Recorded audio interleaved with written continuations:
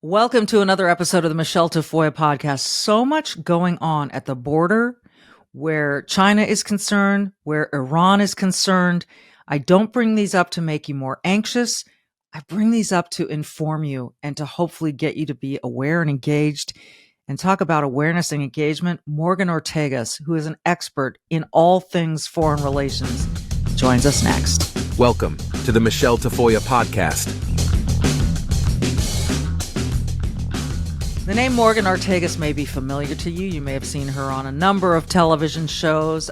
She's the founder of Polaris National Security, former spokesperson for the United States State Department, a seasoned business executive, a U.S. Naval Reserve officer, former intelligence analyst, and as I said, frequent host and television guest. Morgan Ortagus. We're going to talk China. We're going to talk Iran.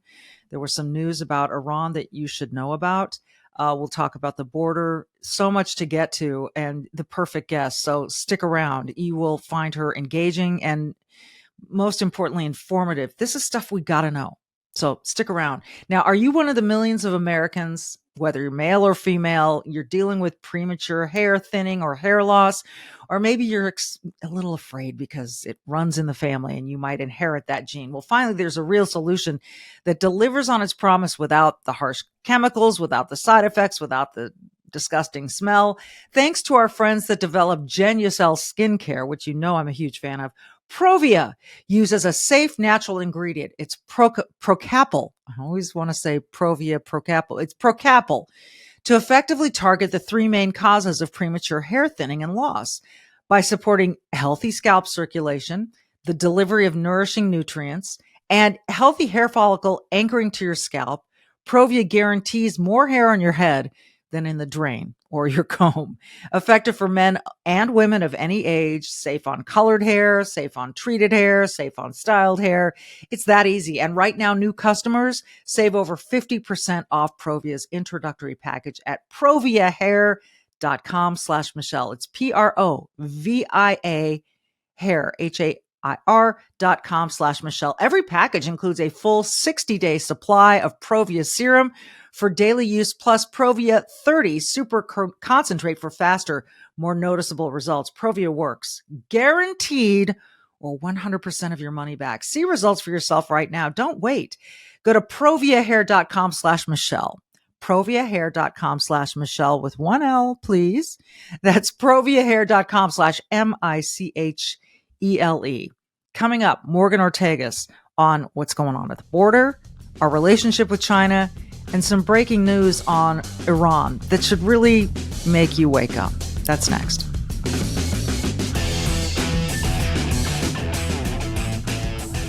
Morgan Ortagus, it's great to have you. We've sort of passed like ships over at Fox News Channel on Gutfeld and all and Outnumbered and so forth.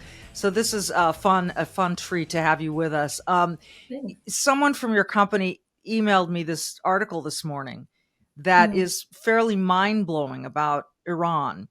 And I'd love it if you could, because you can do this better than I can, give us your summary of what you read this morning that really fired you up, obviously, and why you're so concerned about it. Yeah, so this is breaking news this morning. Was certainly not something that I expected to deal with today. And I'll explain to you, it's a little bit of a complicated story, but I'll explain to you and your listeners why I think that this is so important for everybody to know. Essentially, so there's a news organization called Semaphore, and then another one called Iran International, that were able to obtain emails between Americans, and some of these were former Obama administration officials. Some are currently in government in the Biden administration, and some of them will advise the Biden administration or are deeply involved in discussions, even if they don't have official roles. Essentially, Michele, what these emails said from the Iranian government is that they instituted around 2014 a foreign influence campaign into the United States. And this foreign influence campaign was focused on trying to shape the public discourse around Iran, and especially trying to shape the public discourse around the centrifuges and the nuclear discussion. Because you remember at the time in the Obama administration, they were getting ready to enter these negotiations into into the JCPOA, which was the Iran nuclear agreement. This is the agreement that President Trump very famously tore up whenever he came into office, because we didn't think, based off the structure and the written words in the deal, that it actually prevented Iran from getting a nuclear weapon. So in foreign policy circles in the United States, this was hugely controversial, this deal. And now what we're reading from Semaphore, from, again, a very legitimate mainstream news outlet, is that these officials from former Obama administration and from current Biden team and people associated with them were on a list that the Iranian regime was targeting to use them as foreign influence agents. So it was writing op-eds and contributing to the public discourse. It gets even worse, Michelle. Also, there has been at least two people so far, and I'm continuing to dig, but at least two people, there were messages, emails that they wrote to the foreign minister of Iran, Zarif, or wrote to senior advisors to the foreign minister. And these emails basically talked about what these individuals were doing, again, to change the public discourse in the United States. And one of them even talked about how he was, pledged loyalty to Iran because he was an Iranian American. So what I've called for today, to sum it all up, is an immediate congressional and maybe even law enforcement investigation into how far this Iranian influence, this foreign influence campaign, how deep did it get into American officials? What did these American officials get in exchange for it? And more importantly, how do the people who were involved, who were named in these emails by Iran, how do they currently have positions of power and security clearances? I think that this is a question that every American should want to know, and that it's very fair to ask. I was reading this piece that you guys sent me, and one of the top aides, Robert Malley, was placed on leave in June, just this past June, following the suspension of his security clearance. And yet he's popped up on the lecturer faculty administration list at Princeton. And one Princeton alum wrote to the newspaper, the Princeton school newspaper, how is this possible? The guy who's under investigation by the FBI, among other places, and had his security clearance taken away or suspended, is being hired to speak at Princeton, to teach at Princeton. Who is this Robert Malley character? And we this was really quiet, by the way, at least in bigger circles. You probably knew that his security clearance had been suspended, but why? And why is he just out there now in a university? I've been screaming about it. It's been hard to get mainstream media coverage of this. So Rob Malley was who Biden and Secretary Blinken, the Secretary of State, chose to be their Iran envoy. He came with an enormously controversial, right, over the interviews and his associations over the years. His, really it felt like shilling for the Iranian regime. This was just an incredibly controversial choice to begin with. Now what it looks like, and I will say, I will use Chairman Mike McCall, who is the chairman of the House Foreign Affairs Committee. He did an interview with me actually on News Nation, and he said that Rob Malley's actions were treasonous. Now, what does that mean? I don't know, because the committee and the State Department have not released what Rob Malley did.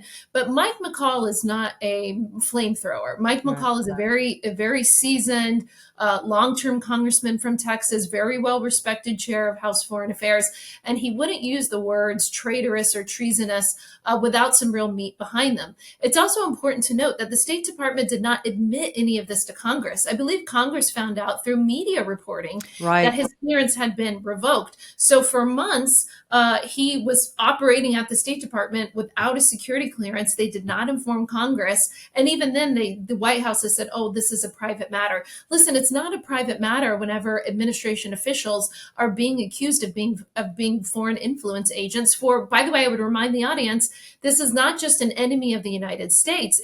Iran is an enemy of the United States. They threaten to wipe out the state of Israel all the time.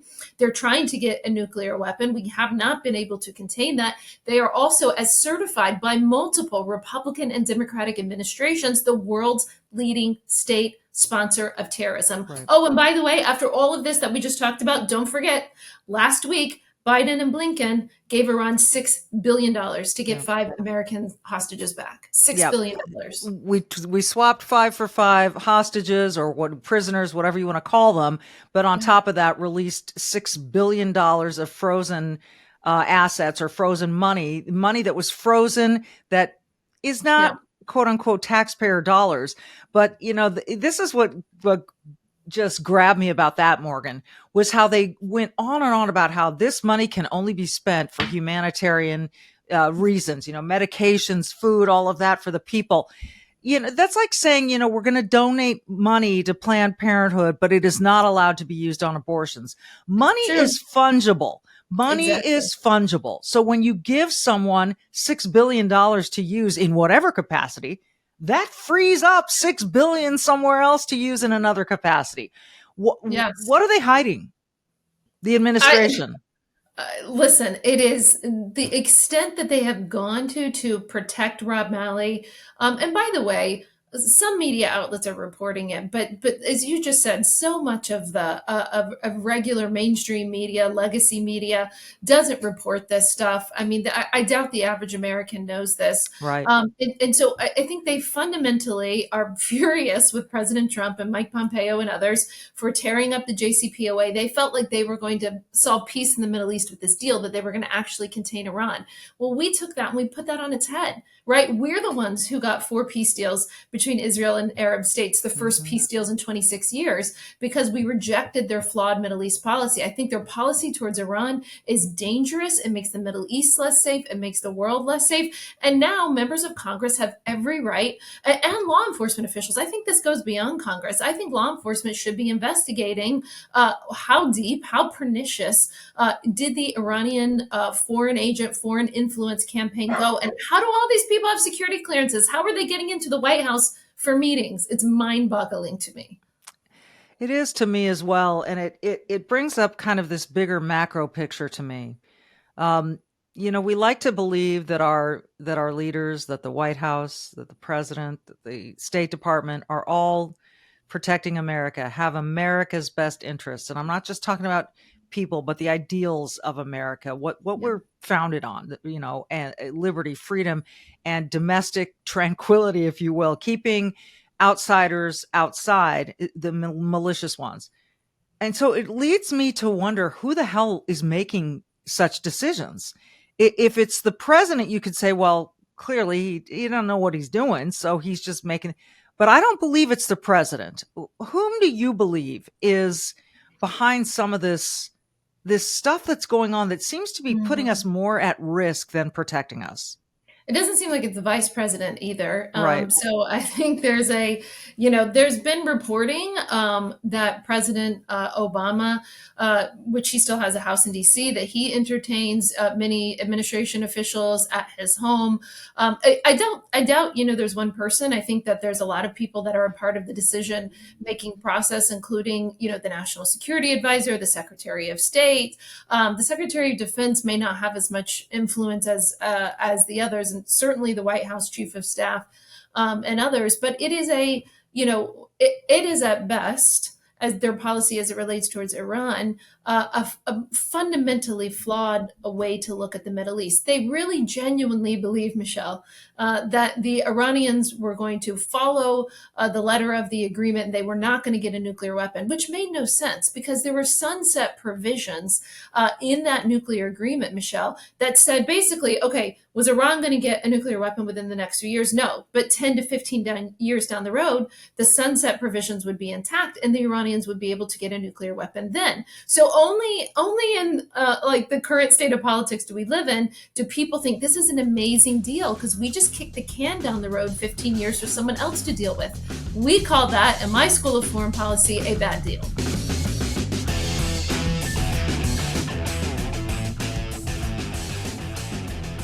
I understand current events, but I'd like to get to the root of why this relationship is so strong between Israel and the United States. Why is it so strong? It's a very good question. This year we celebrate 75 years of Israel's independence. We're a very young country. But we also celebrate 75 years of U.S.-Israel relations. And the interesting thing is that when our forefather, our first prime minister, David Ben-Gurion, declared Israel's independence in 1948, the United States, under President Truman, was the first country in the world to recognize Israel. And it took President Truman only 11 minutes. he signed his letter of recognition after our Declaration of Independence. So it started very well. I think, but it's much more than that, of course. I think that at the very basic level, it's just that our countries share the same values of democracy, freedom, and liberty. Israel is still really the only democracy in the region, in the Middle East, and this is something that I think many Americans, not only politicians, but also many American people value. And there are many other reasons. There are strategic issues that connect us together. Again, being a democracy in the Middle East really, I think, serve American interests. We have also people-to-people relations that are super strong on the academia, on commerce, tourism. And I have to say, there's a very big and important Jewish community in the United States that is an important bridge between our countries. I mean, Israel has the biggest Jewish community in the world, but the second biggest one is here in the United States. It's interesting that you call that moment in 1948 a Declaration of Independence. So why wouldn't the United States support that? It's a democracy in the way that, like you said, we don't see in other countries in the Middle East. There are people in our politics here in the United States, as you well know, some in your jurisdiction, in the area that you serve, who are pro-Palestinian and who really, I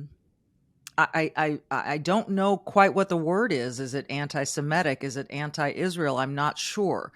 But there are some voices out there. And like I said, some of them are in the United States Congress.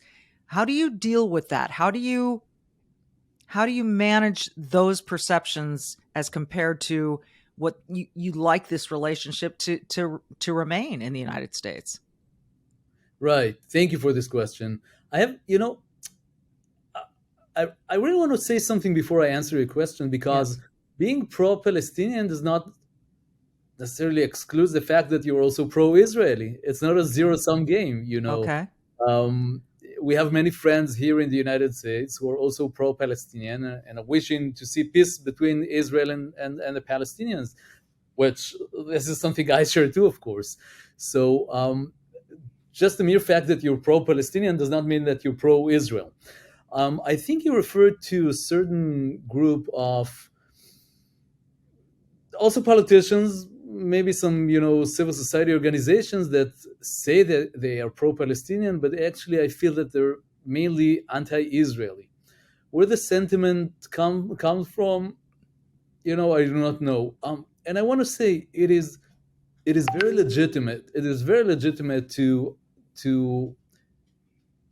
criticize Israel, for example. It's very legitimate not to subscribe to certain politics of Israel or of the United States or of France or Canada. I mean, this is totally legitimate. What bothers me about it's a very small group, I would say. The more radical one is that it's not about the policies of Israel, but I would say that it is rather about, I would say, the existence of Israel as it is now, as a national state of the Jewish people, as a homeland of the Jewish people. And this is something that I really cannot accept, because nobody questions the existence of France as a homeland of the French people. Nobody questions Brazil being the homeland of Brazilians, etc., etc. And when Israel, the only Jewish state in the world, is singled out in this context, this is something that really bothers me. I would imagine. And it bothers me when I hear, because Israel is an ally, a friend to the United States, it bothers me when some of our representatives speak about Israel in such a negative way. And so that concerns me. They are definitely in the minority, I would suggest, but we do know that during the Trump administration, a lot of changes happened. First of all, the movement of the U.S. Embassy. Right. Why was that so significant for Israel? Jerusalem has been our historic capital for millennia, for thousands of years. I don't. Let's not go into history, but just I do want to mention just one detail. Jews have been in the diaspora all around the globe for more than 2,000 years. We have been able to reestablish, and I'm saying because we did have in the past a Jewish state in this region, to reestablish our homeland in Israel after 2,000 years. Jews today, practically every Jew in every corner in the world is eligible today and is able today to become a citizen of Israel. This is something that did not exist just 75 years ago. If we had in Israel 80 years ago, the Holocaust might not have happened. If we had in Israel some centuries ago, many of the persecutions against Jews in Europe, in Arab countries, and elsewhere would not have happened. So this is something very significant. And for 2,000 years, Jews have longed to come back to Zion, to Jerusalem. Jerusalem has been our holy city for thousands of years. And now it is the capital of the modern state of Israel. Now, because of political issues, some of them are totally legitimate. We can discuss them, but because of political reasons, many countries did not recognize Jerusalem as the capital of Israel. And I think the great thing about what the United States did 3 years ago was not only did they recognize Jerusalem as the capital of Israel, but they also gave, I would say, a political embodiment to this recognition by moving the embassy to Jerusalem. So it was something very, very significant to us. But I want to say, with your permission, Michelle, one more thing, if I may. Yes, of course. One of the most important pillars in our policy with the United States, because it is such an important ally, is bipartisanship. Our relations do not have any partisan tint, any partisan color. We work very hard to maintain the relations bipartisan. So we try to work very closely both with the Democrats and with the Republicans. I understand, and I get what you're implying there. And so, but it is interesting how, and you've said it is for political reasons, that some people did not want to recognize Jerusalem as the capital of Israel. Can you touch on maybe the top couple of reasons why that was? I can understand some of the reasons, even though I have counter arguments. Some said we should change, the status of our recognition in Jerusalem only when there's a final agreement between Israel and the Palestinians. Okay. Why I can understand this argument, I do not agree with that, because what you're doing basically by saying that is giving the Palestinians a veto power over our bilateral relations, over the relations between Israel and the United States. And this is not a positive thing because it gives them a leverage to continue refusing, recognize Israel as a Jewish state and, moving forward to a peace agreement. But I would also say that on the extreme edge of those who oppose to that, again, stands the basic refusal to recognize Israel as a homeland of the Jewish people. And that is, for me, again, singling out Israel comparing to other countries, singling out, and that is, I don't want to say that it's anti-Semitic, but it is a strong flirt with anti-Semitism. A strong flirt. Okay. Yeah. All right. It's this is all fascinating. I'm learning so much, and I thank you for that. This lack of peace between Israel and the Palestinians has, it's gone on through my entire life. It's all that I know of that region, is there is no peace there. How close were you getting with the Abraham Accords? And the Abraham Accords, of course, normalize some relations there. If you want to detail how those impacted things in Israel, and just, was that a sign that things were inching closer to peace in the region?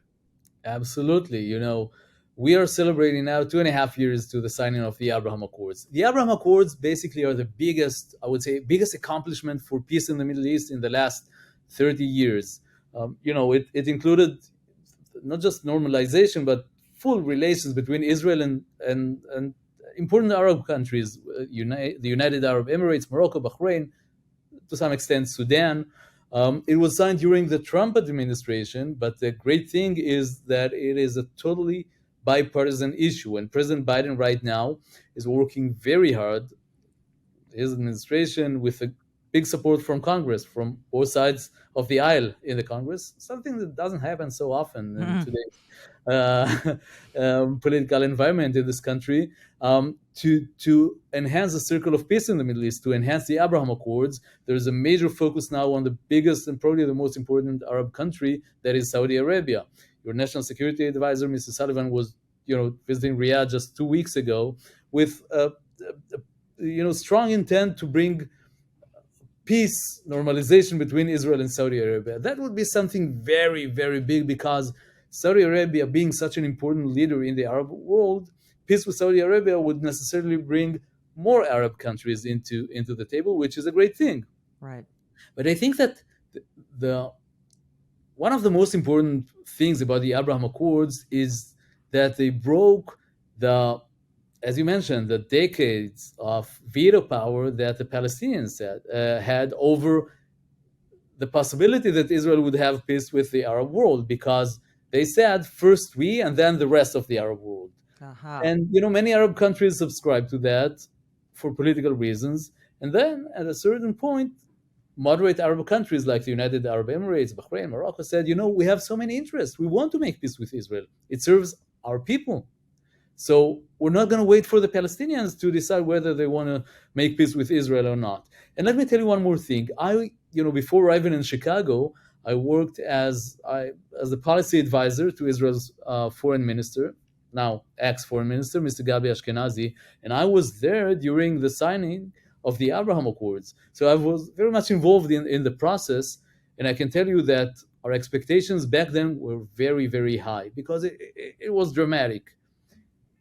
2.5 years later, today, I can tell you that it has gone way beyond our most positive expectations in terms of tourism, research and development that we do together, on water technologies, agricultural technologies, people-to-people initiative, strategic cooperation in a very unstable region that we live in, the Middle East, and so much more. And the United States plays an amazing and a major role in bringing all these countries, Israel and the moderate Arab countries, together. And I have to say, we're very, very thankful for that.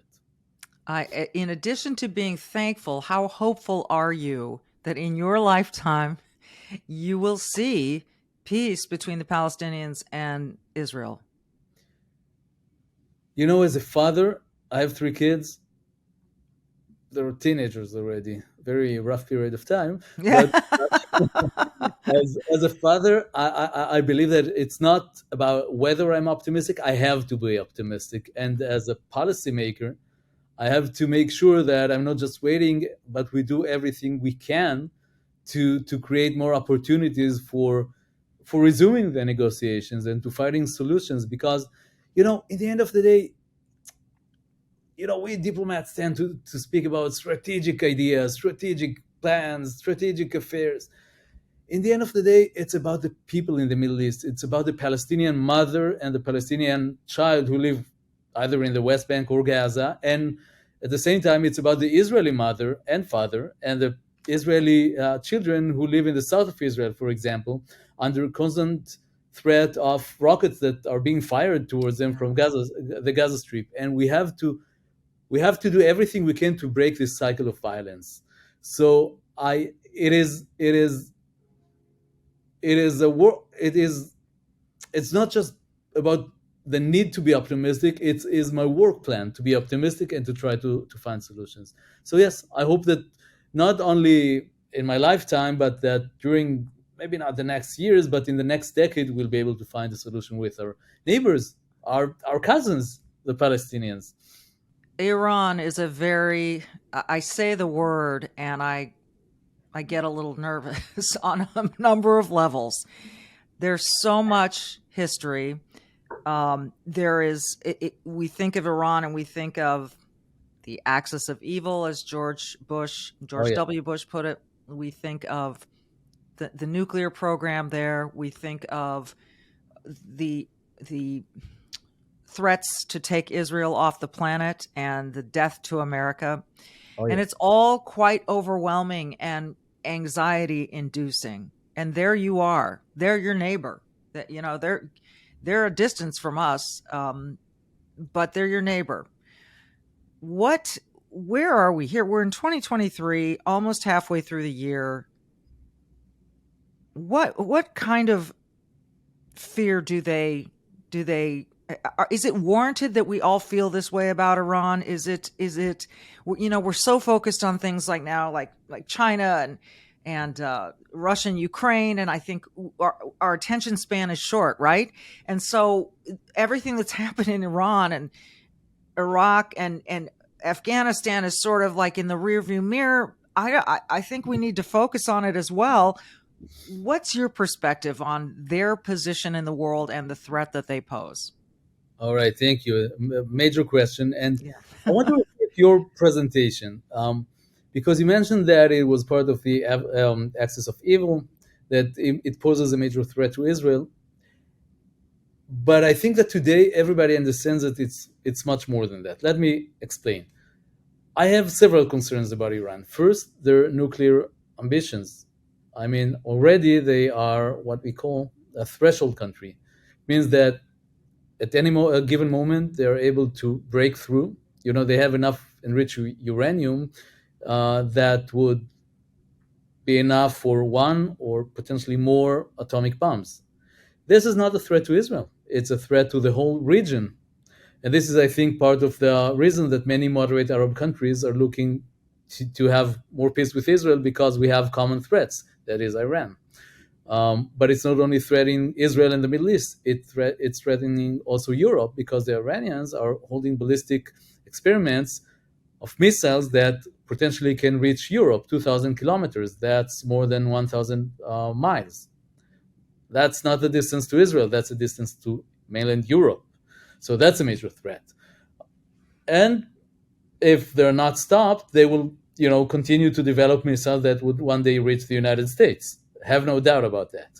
Now, so first is their nuclear ambitions. Secondly is their malign activity all over the region, because it's not only about Iran. As you well said, there are neighbors. So we don't have a direct border with Iran, but basically we do have, because they operate through proxies in every country that surrounds Israel, in Lebanon, in Syria, in Iraq, in Yemen. They threat Israel. They threat American interests in the region. Look at every country they have tried to be present in. It's a failed country. Lebanon, failed country. Iraq, failed country. Syria, failed country. Yemen, failed country. And that is only because of the Iranian intervention in these countries. So it poses a threat, a global threat, a regional threat to the Middle East, but also now a global threat. And why? You mentioned Russia, Ukraine. Now, the Iranians now are the best allies of the Russians in their aggressions against the Ukraine. Why? Because they have been sending them missiles and drones, and the Russians are using the Iranian techniques and the drones and the missiles to attack civilian targets in the Ukraine. And this is the exact same methods that the Iranians have been using through their proxies to attack Israel. So what I'm trying to say, it's not our personal headache. It is, but it's also a big headache for the whole region in the Middle East, but also for American interest and European interest. And this is why this is a global issue, and it should be addressed globally and not locally only by Israel. And I think the American administration understands that very well. We have very close and intimate discussion with the administration about, possible, solutions to this issue. I think that we need to see a much more stronger stance towards Iran on every possible front, and this is the only way to stop this threat. Do you, as much as you appreciate the American interest and the American support on this, and you touched on some of the other countries that and maybe the relationship's strengthening because the threat is for many of you, but do you feel similar support from European nations, from Arab nations? I think, in the past, it did not necessarily used to be the case. there has been attempts for years to go back to the nuclear deal with Iran, and I would diplomatically say that according at least to the information that I have, very tangible concessions have been offered to the Iranians that were a source of great concern for us. Yeah. But I think there is an understanding right now in Europe and in other capitals that it just doesn't work. It just doesn't work. And the threat that Iran poses to not only Israel, again, is to the free world is too big. And this threat needs to be addressed, and it needs to be addressed globally on the global level. Yeah. Well, we all hope and pray that it is Right. for everybody's sake. Yeah. It would be nice if there were no evil in the world, but unfortunately, that is something that has existed from the dawn of time and will exist forevermore. I agree. And we have to understand that you can't eradicate evil completely. It will always pop up, and so it's a We have matter to of stand up against evil. That's our job. That's our role. right. We have to stand up against it. It has been so good to have you on, Yinam. Thank you so much for your time today. I hope we can do it again. There's so much to learn, and I really appreciate you. I would love to. Thank you so much for inviting me. Thank you. Thank you for listening to the Michele Tafoya podcast. As always, be brave and do good. We'll see you next time.